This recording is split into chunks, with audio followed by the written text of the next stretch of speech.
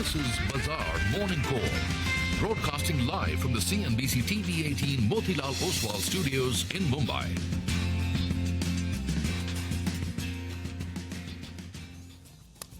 Good morning. You're with us here on a fresh new edition of Bazaar Morning Call. Middle of the week, Wednesday morning, we are coming to you live from the CNBC TV18 Motilal Oswal studios. I'm Prashant. With me, as always, my colleagues Sonia and Nigel. Guys, hi, good morning. Hi, good morning. It's a tough day, right? It's a tough last couple of days for the market, given what's happening across the globe. And today looks like it's going to be no different. Already waiting for the day to end. Well, indeed. And, if you're struggling with the week, then just 3 more days, and then we're off to a long weekend. So, Monday. Second. Gandhi Jayanti, right? Gandhi Jayanti. So, and kids have a longer weekend, right? They have they have tomorrow holiday as well. From Thursday onwards. Yes, so it's going to be action-packed. Absolutely. But action-packed for the Bears. Yeah, I mean, in the wrong direction, in the wrong way. So, let's just quickly tell you what you need to know. You got yesterday, which was very quiet, extremely quiet. And actually, you take it with both hands because globally, it's not been quiet. It's been ugly. So the Nifty and the Bank Nifty both traded within the previous day's range. So Tuesday's sort of candle, high to low, was well within the sort of high and low of Monday. It's called an inside day. It basically indicates indecision, tightening of range, and just basically a lackluster kind of session or time. Now, kind of continuing with that, a global pullback seems to be underway, seems to be starting. And India, I would say, has so far avoided the worst of it. And the numbers kind of bear this out. If you look at, from the highs on the S&P 500, we basically have a 7% knock. On the NASDAQ, we have nearly a 10% knock. The Nifty, from its highs, is just down about 3% or so. And I'm comparing this market, the Nifty to the US and not other emerging markets, etc. Because, if you look at correlations, that's been the most strong correlation. These have been the strongest markets for the last 3 years. Actually, the only inclusion in the top performing markets in 2023 has been Japan. So India, US, and this year Japan as well. So while the US market is down on the NASDAQ by 10%, we are down, just under 3% or so. Now, overnight, you have negative cues. The equity market sold off 1.5% of the S&P. The NASDAQ was down about 1.6 odd percent. The WIX is rallying. The fear gauge, the CBOE WIX is now basically above the August highs. It's 19 plus, and it indicates fear in the market. Some would say with a 9.5 odd percent fall, there is extreme fear in the US, but extreme fear also kind of indicates a bit of a bottom. We'll find out. But anyway, WIX is indicating that perhaps there are more equity losses to come in the US at least. Technically also, all three indices, the Dow, the NASDAQ, and the S&P have broken important levels, which kind of, project further downsides. And we can talk more about that later. US 10-year is holding at about 4.55%. The question is, 4.5 odd percent, actually 4.55 exactly is the resistance as well. So will it break above this, or will we see a bit of a pullback from here? Dollar index, now that's a big one, which is now past 106, right?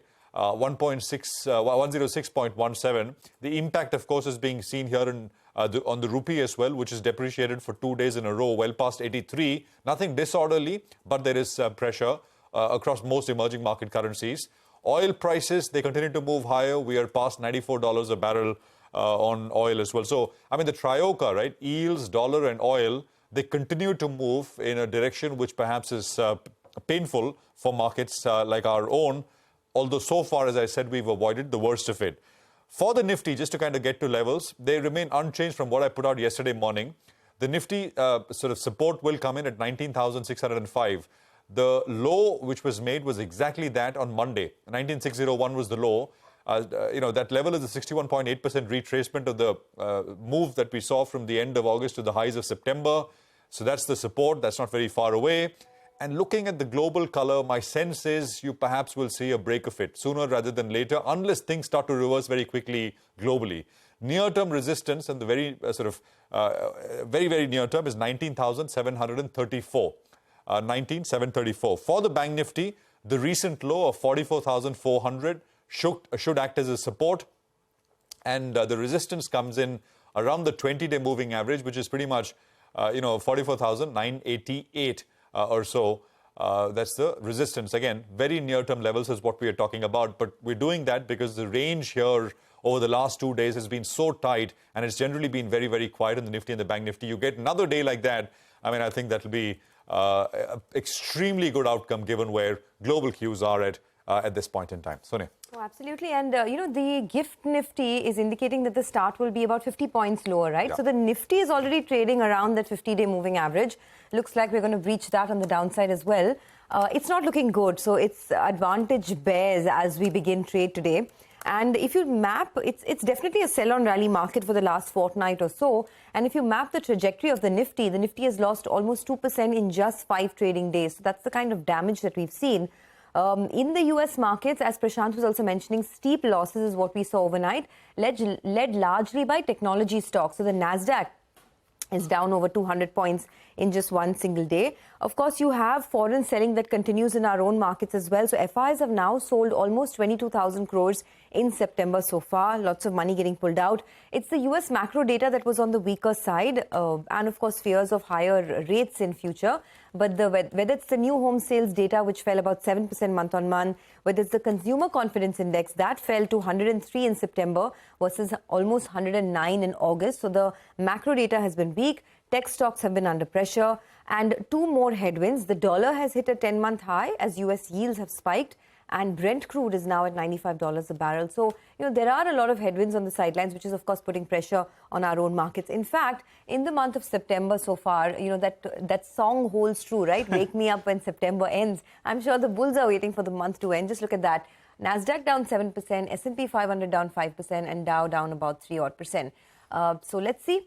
We have a few more days left for the month to end, but it's largely, I think, tech-driven in the US markets overnight. So maybe in our own markets as well, you could see some pressure there. Well, and yesterday, the final hour of trade, the problem was that, in fact, the Nifty Financial Services Index that played out expiry. So that's why at around 230 odd, you did see the Nifty Financial Services, that did dip. And even you had the Nifty, yeah, that chart is telling you the picture out. Then towards the end, it saw a bit of a recovery. Now, yes, we need to take on board that crude oil prices, the dollar index, they're quite uncomfortable at these current levels. With the dollar index at around 106 odd, not too good. And you have even crude at around $94 per barrel. But there are a couple of positives. So just want to pull that up.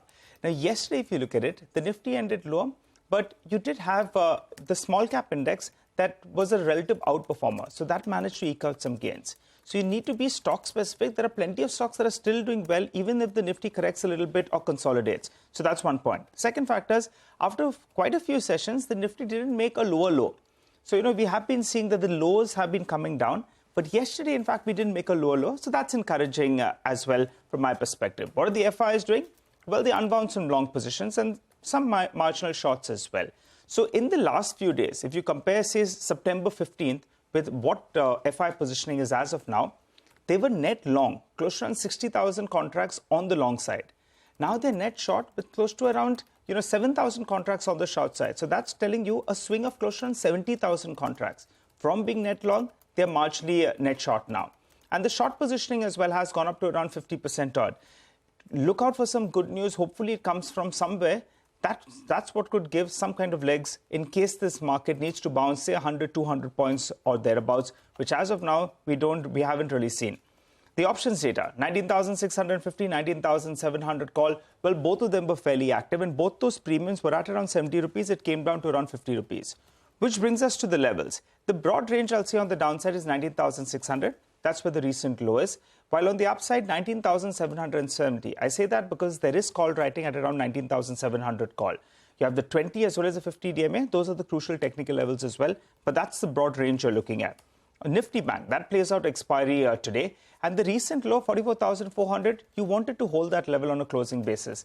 On the upside, the 20 as well as 50 DMA comes in closer to around the 45,000 odd mark. The gift Nifty again starts in that slot. As I said yesterday, it didn't make a lower low. You'll want the Nifty to defend the 19,600 odd mark. And with the market's net short, you're looking out for some bit of good news. So today is a crucial session. Keep an eye out on the Nifty Bank. And maybe, in fact, if you have that appetite with 19,550 odd as a stop loss, maybe you could look to buy the dip. All right, look to buy the dip. Let's see if that plays out. For now, at least the market is under pressure or has been under pressure for the last few days. And looks like that could be the case going forward as well. On the equities front, though, we have a comment coming in from Chetan Seth of Nomura. And it's very interesting because he's quite bullish on the Indian markets. He says the structural story of India is now well known as a major beneficiary of the China Plus One theme, possessing a large liquid equity market. He sees recent softness driven by higher oil prices as an opportunity to raise exposure.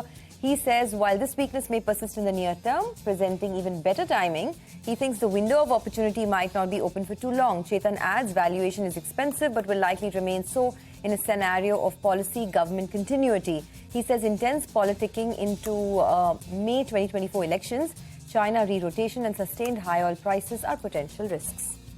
Okay, so money market views now. Abhishek Goenka of IFA Global says dollar seems on course to end stronger for the 11 straight weeks. He says the upward revisions in US Fed's 2024 median dot plot has propelled US yields to multi-year highs. Yuan continues to remain weak and crude prices still elevated, and all these factors combined are keeping the rupee under pressure. Expects rupee to remain under pressure and trade in a range of between 82.4 to 83.7 to the dollar over the coming few weeks. All right, and on the bonds, Neeraj Gambhir of Axis Bank says after the much-awaited index inclusion news, bond yields initially fell but rose subsequently on profit booking. He says weaker auction demand and higher US Treasury yields have weighed on sentiment. He expects the 10-year benchmark bond yield to trade in a range of 7.1 to 7.20%.